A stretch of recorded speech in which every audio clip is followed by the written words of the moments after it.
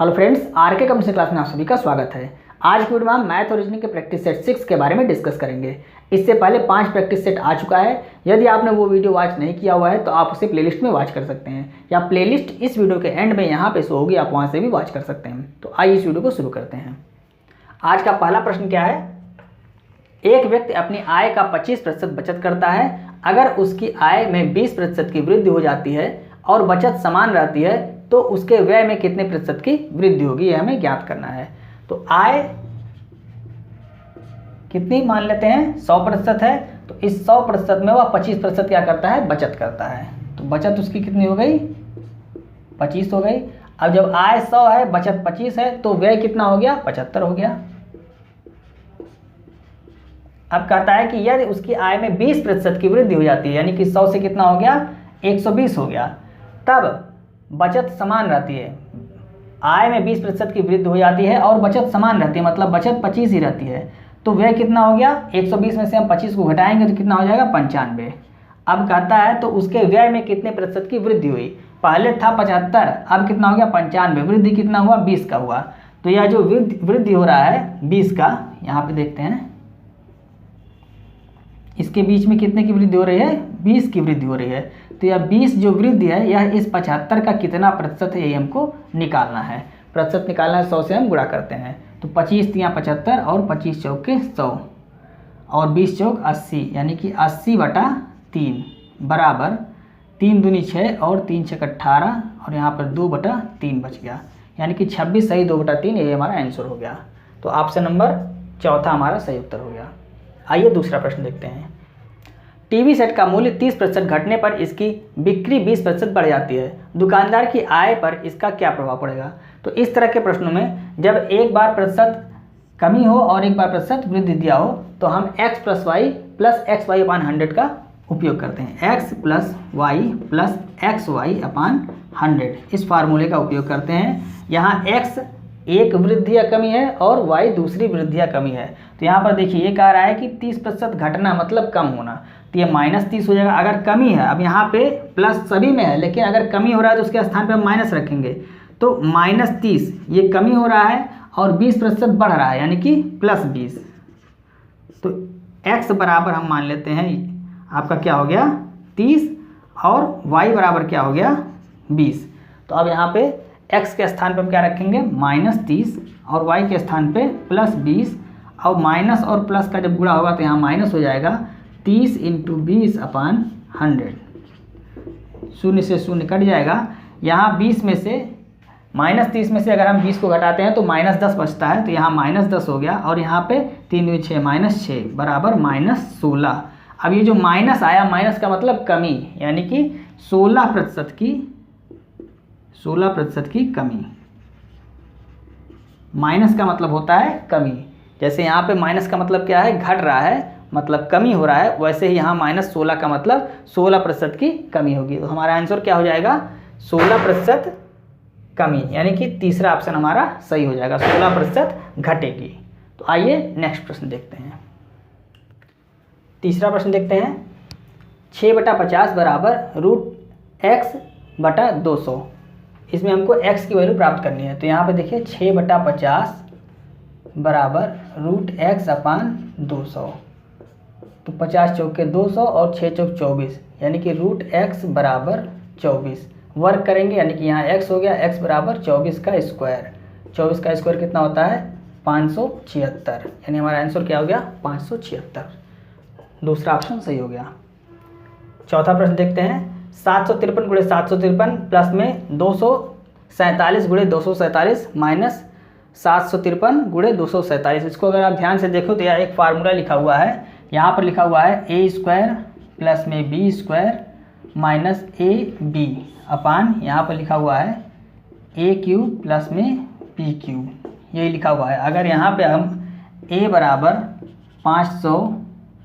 753 मान लेते हैं और b बराबर 247 मान लेते हैं, तो यहाँ पे ऊपर यही चीज़ लिखा हुआ है और नीचे यही चीज़ लिखा हुआ है। तो यहाँ पर a³ प्लस में b³ का अगर हम फार्मूला लगाते हैं तो यहाँ पर a² प्लस में b² माइनस ab अपान, एक ब्रैकेट में a प्लस b और दूसरे ब्रैकेट में a² प्लस में b² माइनस ए बी, तो ये ब्रैकेट ये कट गया, यानी कि 1/a प्लस बी, ये हमारा लास्ट में बचा।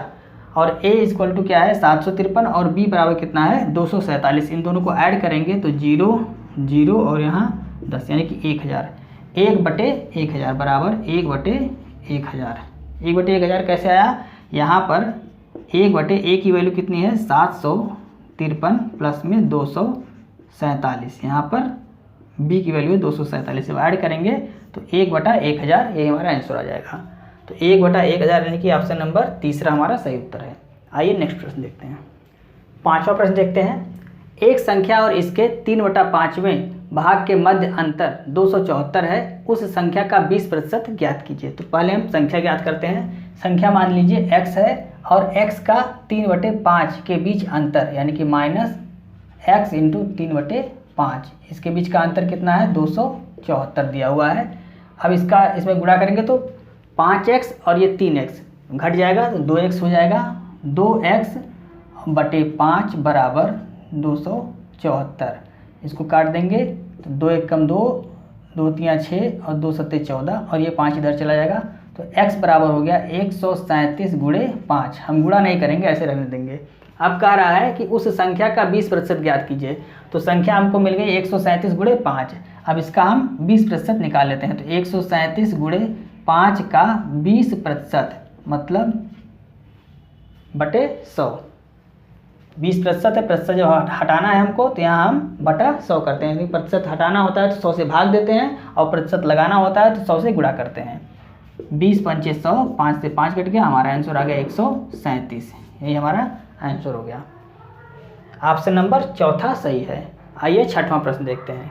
एक पंक्ति में बैठे 4 विद्यार्थियों में से अंतिम 3 विद्यार्थियों की औसत आयु 20 वर्ष है तथा प्रथम 3 विद्यार्थियों की औसत आयु 21 वर्ष है। यदि प्रथम विद्यार्थी की आयु 26 वर्ष है तो अंतिम विद्यार्थी की आयु क्या होगी।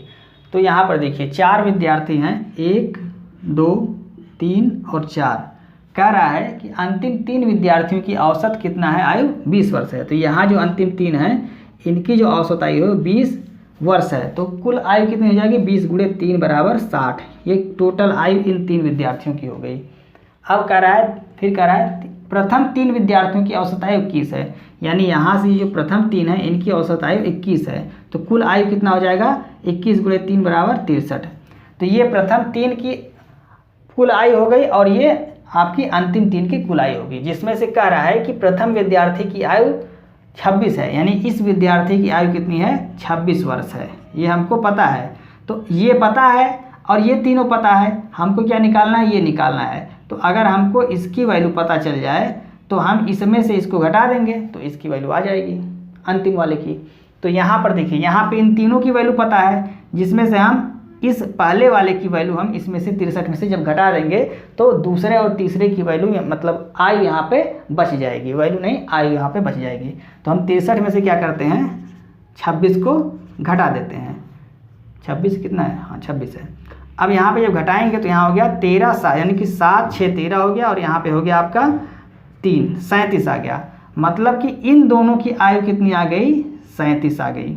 अब टोटल की आयु 60 है, जिसमें से 2 की 37 है, तो लास्ट वाले की कितनी हो जाएगी 60 - 37 बराबर कितना आ गया, यहाँ पर 3 आ गया और यहाँ पे 5 में से 3 गया 2, 23 वर्ष। 23 वर्ष यही हमारा आंसर हो गया।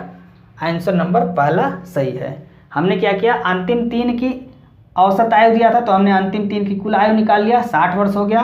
प्रथम 3 की औसत आयु दिया था तो हमने प्रथम 3 की कुल आयु निकाल लिया, 63 वर्ष हो गया। अब पहले की आयु उनको दिया है तो इस 63 में से जब हम पहले की आयु घटा देंगे तो हमको दूसरे और तीसरे की आयु यहाँ पे प्राप्त हो जाएगी, कितनी आई 37 वर्ष। अब तीनों की आयु 60 है, जिसमें से इन 2 की 37 है, तो जब 60 में से 37 को घटाएंगे तो यही आपका अंतिम वाला बचेगा, तो उसकी आयु कितनी हो गई 23 वर्ष। यही हमारा आंसर हो गया। आइए नेक्स्ट प्रश्न देखते हैं। 7वां प्रश्न देखते हैं।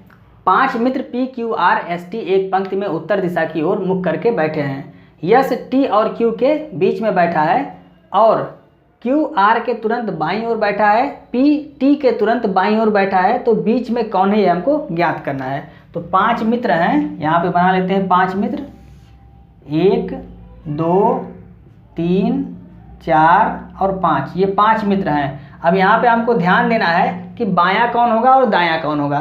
तो अगर उत्तर की दिशा में मुख करके बैठे हैं तो जो हमारा राइट है वो इनका भी राइट होगा, और जो हमारा लेफ्ट है वो इनका भी लेफ्ट होगा।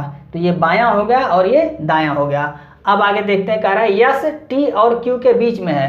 तो यस को हम टी और क्यू के बीच में बैठा देते हैं, क्योंकि दायां बायां अभी पता नहीं चला है, तो इसलिए हम इसको अलग से लिख लेते हैं। आगे कह रहा है क्यू आर के तुरंत बाईं ओर है। क्यू जो बैठा है ये आर के तुरंत बाईं ओर है, तो बायां इधर है, मतलब आर यहाँ होगा तो इसके बाईं ओर कौन बैठा है, क्यू बैठा है, तो ये सही स्थान पर बैठा है। अब आगे देखते हैं, पी टी के तुरंत बाईं ओर बैठा है। टी के तुरंत बाईं ओर, तो टी का बायां कौन सा होगा, इधर बायां होगा और इधर दायां, इधर हमारा दायां है, इधर हमारा बायां है, तो टी का बायां क्या हो गया, इधर हो गया। मतलब जो पी है वो टी के तुरंत बाईं ओर बैठा है, यहाँ पे पी बैठ गया। अब 1 2 3 4 5 मित्र हो गए, मतलब P T S Q R, ये हो गए। पूछ रहा है बीच में कौन बैठा है, तो 2 इधर, बीच में कौन है, यस, तो ऑप्शन नंबर पहला सही हो गया। तो इस तरह के प्रश्नों को आप यह चीज़ ध्यान दीजिएगा कि बायां कौन है और दायां कौन है। जब उत्तर की दिशा में मुख करके बैठेंगे तो जो हमारा राइट है वो इनका भी राइट होगा, जो हमारा लेफ्ट है वो इनका भी लेफ्ट होगा। इस चीज़ को आप ध्यान दीजिएगा। आइए 8वां प्रश्न देखते हैं। यू यम का पिता है। यहाँ पे ब्लड रिलेशन से संबंधित प्रश्न है, तो देखते हैं यू यम का पिता है। तो यू जो है ये यम का पिता, इसको बना देते हैं, यम का पिता हो गया। वी के की पत्नी है। अब वी के अभी यहाँ पे कुछ नहीं है तो इसको हम छोड़ते हैं, आगे पढ़ते हैं। डी के एकमात्र भाई यम की माँ है। डी जो है वो के एकमात्र भाई यम की माँ है, मतलब के एकमात्र भाई कौन है, यम है, और इसकी माँ कौन है, डी है, तो इसकी माँ हो गई डी। अब इसका ये भाई है तो इसकी माँ इसकी भी माँ होगी, और इसका पिता इसका भी पिता होगा, मतलब ये दोनों क्या हैं, पति पत्नी है। तो पति पत्नी के बीच में हम प्लस का साइन लगा देते हैं, और ये फीमेल है तो माइनस हो गया। अब क्या कह रहा है, वी के की पत्नी है, इसको कर लेते हैं। अब यहाँ पे देखिए वी के की पत्नी है, वी जो है वो के की पत्नी है, माइनस हो गया, यहाँ प्लस साइन हो गया। अब कह रहा है यू डी से किस प्रकार संबंधित है। यू जो है डी से किस प्रकार संबंधित है, मतलब यू का संबंध हमको बताना है। तो यह जो यू है ये डी से किस प्रकार संबंधित है, तो ये दोनों पति पत्नी है, तो डी का यू क्या होगा, तो पति होगा। तो पति मतलब आपका ऑप्शन नंबर तीसरा सही हो जाएगा। तो 8वें प्रश्न का उत्तर क्या हो गया, ऑप्शन नंबर तीसरा। आइए नेक्स्ट प्रश्न देखते हैं। 9वां प्रश्न देखते हैं। यदि किसी कोड भाषा में सोल्ड को HLOW लिखा जाता है तो उसी कोड भाषा में ROME को क्या लिखा जाएगा, तो SOLD, इसको लिखा गया है HLOW। अब यहाँ पर देखिए ये क्या है, ये अपोजिट है। हाई स्कूल यानी HS से हाई स्कूल, लो LO लो, ये अपोजिट होता है। यहाँ पर भी LO लो, ये अपोजिट है। और ड्यू DEW ड्यू, तो ये भी अपोजिट है, मतलब यह इसका अपोजिट लिखा हुआ है, केवल सभी का अपोजिट लिखना है हमको। तो यहाँ पर क्या लिखा हुआ है, रोम ROME, इसका भी हमको अपोजिट लिखना है। तो आर का इंडियन रेलवे IR, तो यहाँ पे आई हो गया। ओ का लोलो LO, यानी कि ओ है तो यहाँ L अपोजिट हो गया। M का मैन MAN मैन, तो N हो गया अपोजिट। E का इवनिंग E और V, यानी कि ILNV ऑप्शन नंबर दूसरा हमारा सही हो गया। आइए नेक्स्ट प्रश्न देखते हैं। 10वां प्रश्न। दिए गए विकल्पों में से संबंधित शब्द का चयन करें।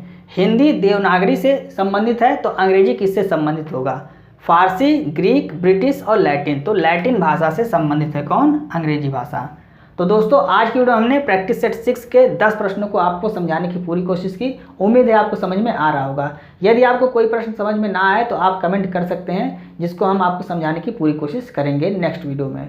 तो दोस्तों यदि आपको वीडियो अच्छी लग रही है और प्रैक्टिस सेट आपको अच्छा लग रहा है और समझ में आ रहा है तो आप इसे अपने दोस्तों को भी शेयर करें, और वीडियो को लाइक और सब्सक्राइब करना ना भूलें, और बेल आइकन को प्रेस कर लें, जिससे हमारे आने वाली सभी वीडियो की नोटिफिकेशन आपको समय समय पर मिलती रहे। और एंड स्क्रीन वाले वीडियो को आप जरूर देखा करें, जिससे आपको निश्चित रूप से फायदा होगा।